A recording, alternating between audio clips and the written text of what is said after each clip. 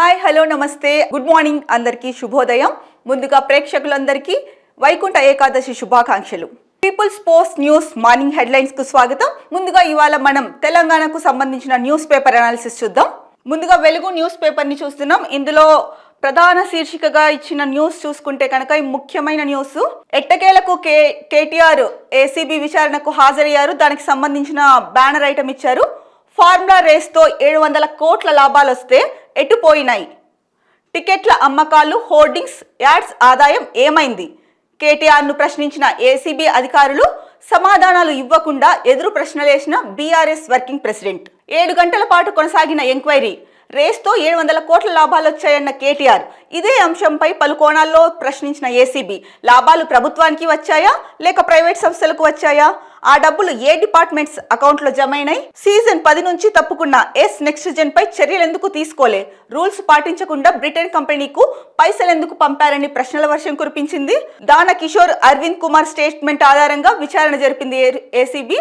అయితే దీంట్లో ముఖ్యంగా మనం చూడాల్సింది ఏంటంటే, ఫార్ములా ఈ రేస్ కేసులో అక్రమ చెల్లింపుల పైన నిన్న కేటీఆర్ ఏసీబీ విచారణకు హాజరయ్యారు. అందులో భాగంగా కేటీఆరే చెప్పారు 700 కోట్ల లాభాలు వచ్చాయని. అయితే ఆ 700 కోట్ల లాభాలు వస్తే ఎవరికి వెళ్ళాయి అంటే, గవర్నమెంట్కే వచ్చిందా ఆదాయం మొత్తం, లేకపోతే ప్రైవేట్ సంస్థలు ఏవైతే ఉన్నాయో వాటికి వెళ్ళిందా అని అడిగారు.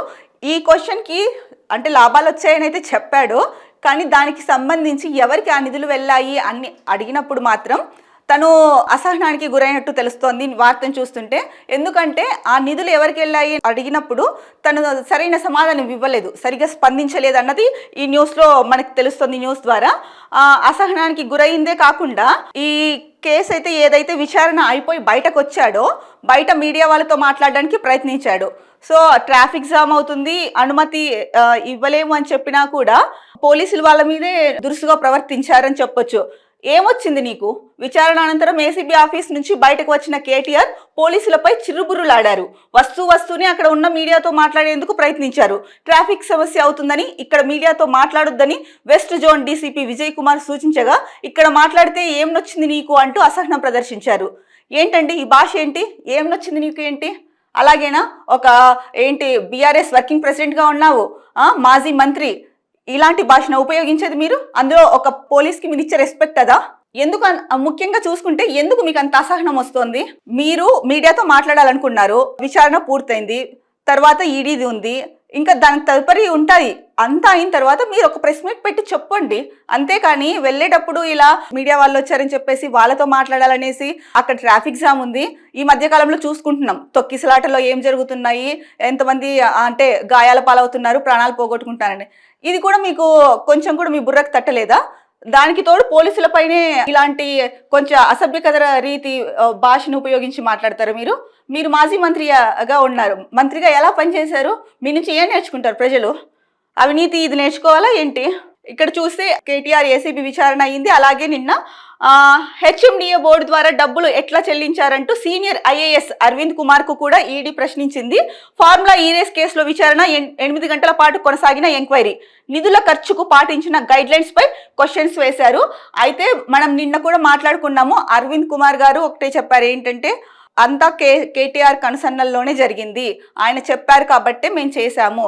ఎందుకంటే వీళ్ళు ప్రభుత్వ ఉద్యోగులు, పై ఆఫీసర్స్, వీళ్ళ ఆఫీసర్స్ కూడా కాదు, యాక్చువల్గా మంత్రులు, మంత్రులు ఏది చెప్తే అది, అంటే సంబంధిత డిపార్ట్మెంట్కి సంబంధించిన మంత్రి కేటీఆర్ కాబట్టి తను చెప్పాడు కాబట్టి చేశాం అన్నట్టు చెప్పారు ఏసీబీ విచారణలో. సో ప్రభుత్వ ఉద్యోగుల పైన ఒత్తిడి తెచ్చి వాళ్ళకి మానసిక క్షోభకి గురి చేసింది కాకుండా, ఇప్పుడు ఇలాంటి కేసుల్లో ఇరుక్కుపోయి వాళ్ళ పనుల్లో, అంటే గవర్నమెంట్ పరంగా వాళ్ళ పనుల్లో బిజీ అయిపోయి అంత స్ట్రెస్లో ఉంటారు. దీనికి తోడు ఇలాంటివన్నీ కూడా వాళ్ళ మీద బడాయించి మీరు కేసుల్లో ఇరుక్కోవడం కాకుండా వీళ్ళని కూడా కేసుల్లో ఇరికించేశారు. పోనీ నిజాయితీగా ఉండి మీకు చెయ్యం మేము, ఇది తప్పు రూల్స్ ప్రకారము అంటే మీరు ఏం చేస్తారో అన్న భయం ఒకవైపు వాళ్ళల్లో ఉంటుంది, ఉద్యోగుల్లో. దానివల్ల ఏ చేసేది లేక చేశారని అనిపిస్తోంది చూస్తుంటే. ఈ వార్తలు అరవింద్ కుమార్ ఏసీబీకి కానీ ఈడీకి కానీ చెప్పింది చూస్తే అలాగే అనిపిస్తోంది.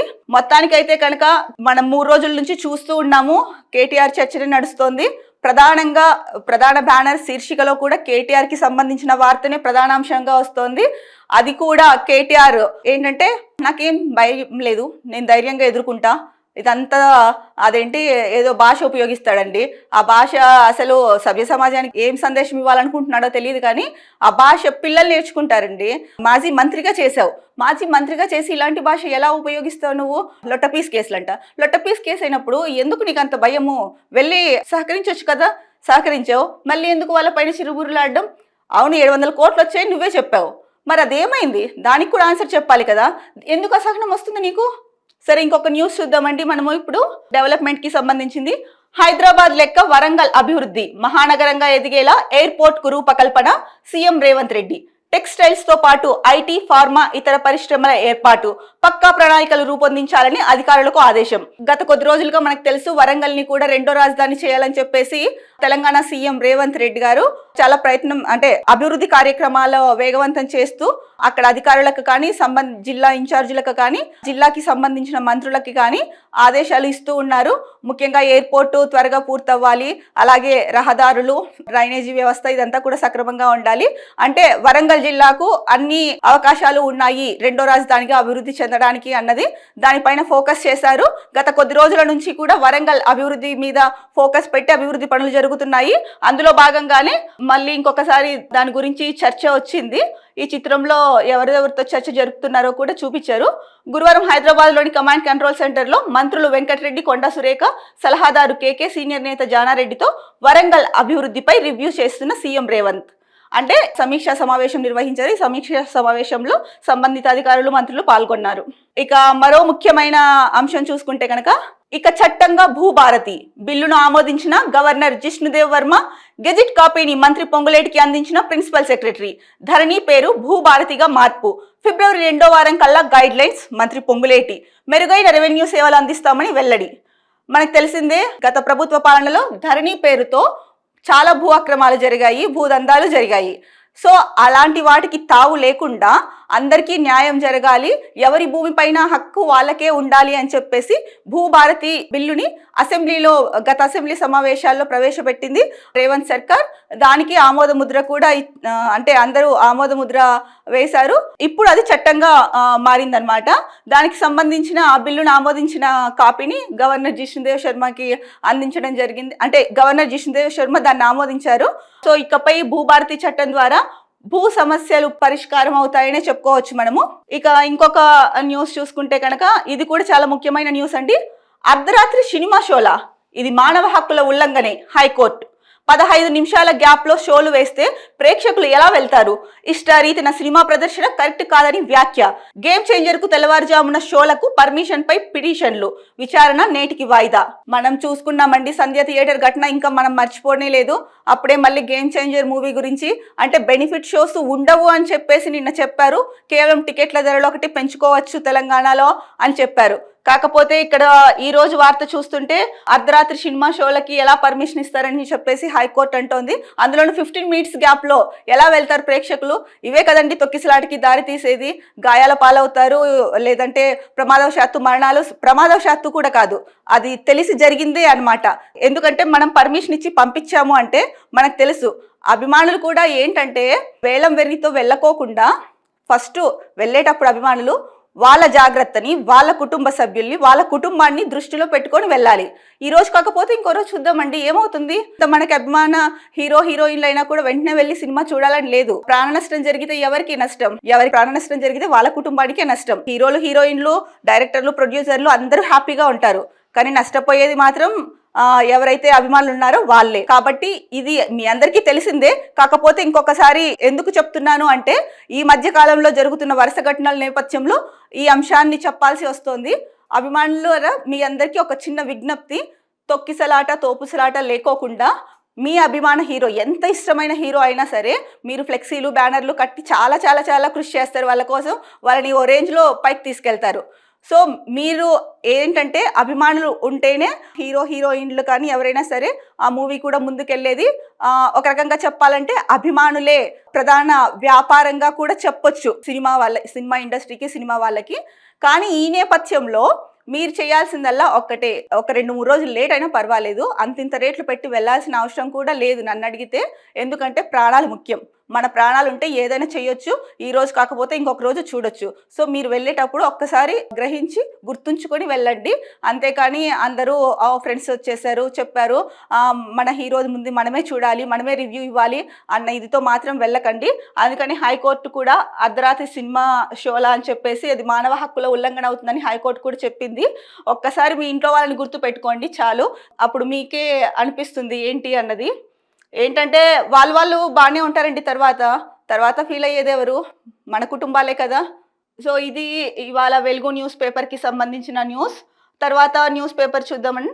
సో మనం ఇప్పుడు ఈనాడు చూస్తున్నాం. ఈనాడు న్యూస్లో కూడా ప్రధాన శీర్షిక కేటీఆర్ గురించే వచ్చింది. నిధుల బదిలీ ఆదేశాలు నావే అని కేటీఆర్ చెప్పారు.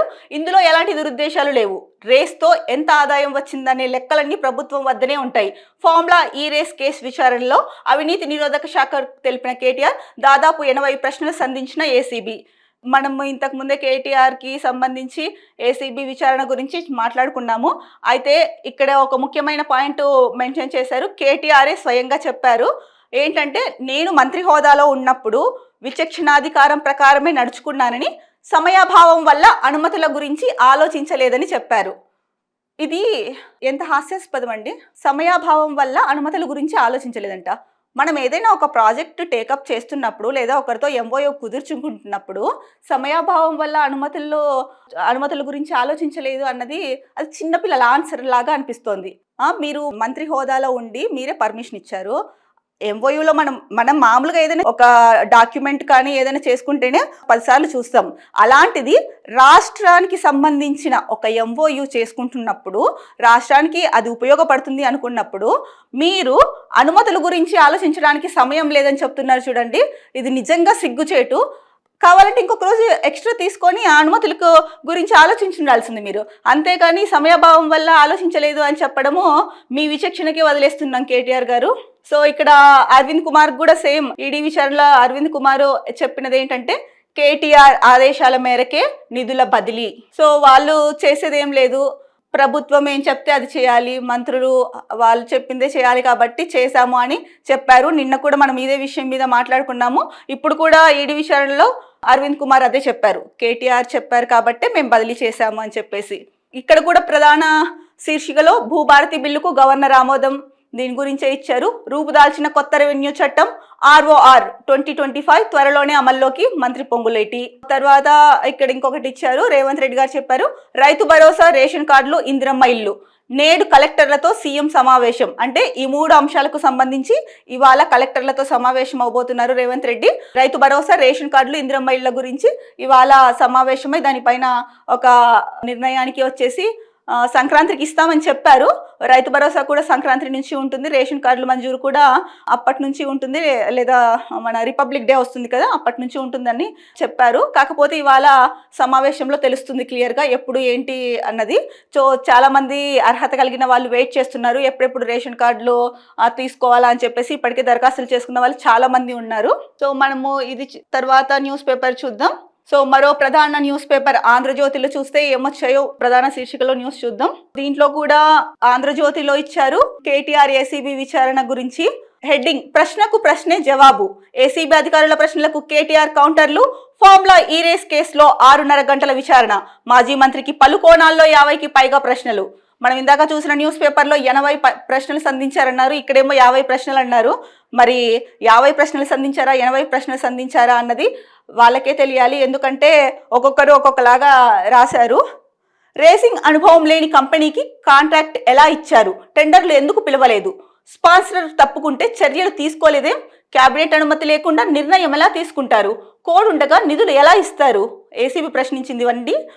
హైదరాబాద్కు బ్రాండ్ ఇమేజ్ తెద్దామని కృషి చేస్తే ఈ రంధ్రాన్వేషణ ఏంటనేసి రివర్స్లో మళ్ళీ కేటీఆర్ఏ వాళ్ళ మీద ఏసీబీ అధికారులకి రివర్స్ క్వశ్చన్ వేస్తున్నాడు. నిధుల దుర్వినియోగం జరిగింది ఎక్కడ, బీఆర్ఎస్ కు పేరొస్తుందనే సర్కార్ రద్దు చేసింది, రేవంత్ రెడ్డిపై కేసు ఎందుకు పెట్టరు, కావాలంటే అరెస్ట్ చేసుకోండి అని వ్యాఖ్య. సంక్రాంతి తర్వాత మళ్ళీ కేటీఆర్ విచారణ. కేటీఆర్ గురించి యాక్చువల్ గా చెప్పాలంటే కనుక ఈ న్యూస్ చూస్తుంటే, అంటే ఈ న్యూస్లన్నీ చూస్తూ ఉంటే ఆయన ఏసీబీ అధికారులకు కూడా అంటే వాళ్ళు ప్రశ్నిస్తున్నప్పుడు ఏసీబీ అధికారులు ప్రశ్నిస్తే మనం సమాధానం చెప్పాలి. మీకు ఏదైనా అనిపిస్తే మాట్లాడండి, అంతేగాని ప్రశ్నకు ప్రశ్న ఏంటండి.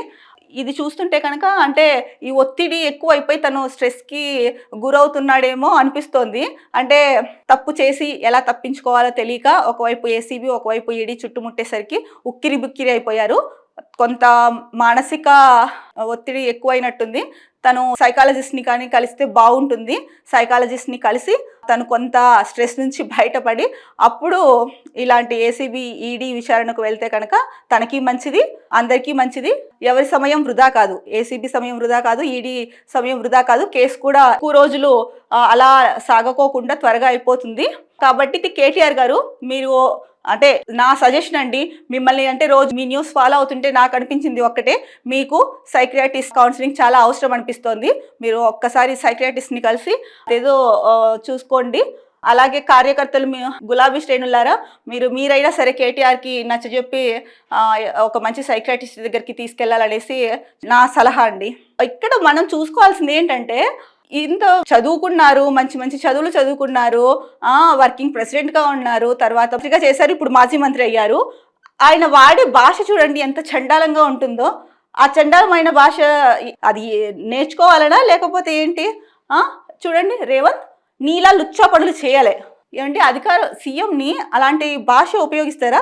సీఎం అనే కాదు, ఎవరితో అయినా సరే నీకు పర్సనల్ గొడవలు ఉంటే బయట మాట్లాడుకుంటారు ఇలాంటి లాంగ్వేజ్. అంతేకాని రాష్ట్ర ప్రభుత్వాన్ని కానీ సీఎంని కానీ ఇలాంటి మాటలతో ఇంత గలీజ్ భాషతో ఎలా మాట్లాడతారండి? ఇది ఆయన విచక్షణకి పూర్తిగా వదిలేస్తున్నాము. అందులోనూ ఆయన ఫ్రస్ట్రేషన్ ఏంటంటే సుప్రీంకోర్టులో కూడా ఆయన కేటీఆర్కి చుక్కెదురైందనమాట. ఏంటంటే పిటిషన్పై అత్యవసర విచారణకు నిరాకరించింది సుప్రీంకోర్టు. సో అన్ని ఒక్కసారిగా ఇలా వచ్చేసరికి ఏం చేయాలో తెలియట్లేదు. అందుకే ఇలాంటి అసభ్యకర భాష అంటే గలీజ్ భాష వాడుతూ ఏసీబీ వాళ్ళ మీదకే రివర్స్లో వెళ్ళడం ఇదంతా జరుగుతోంది.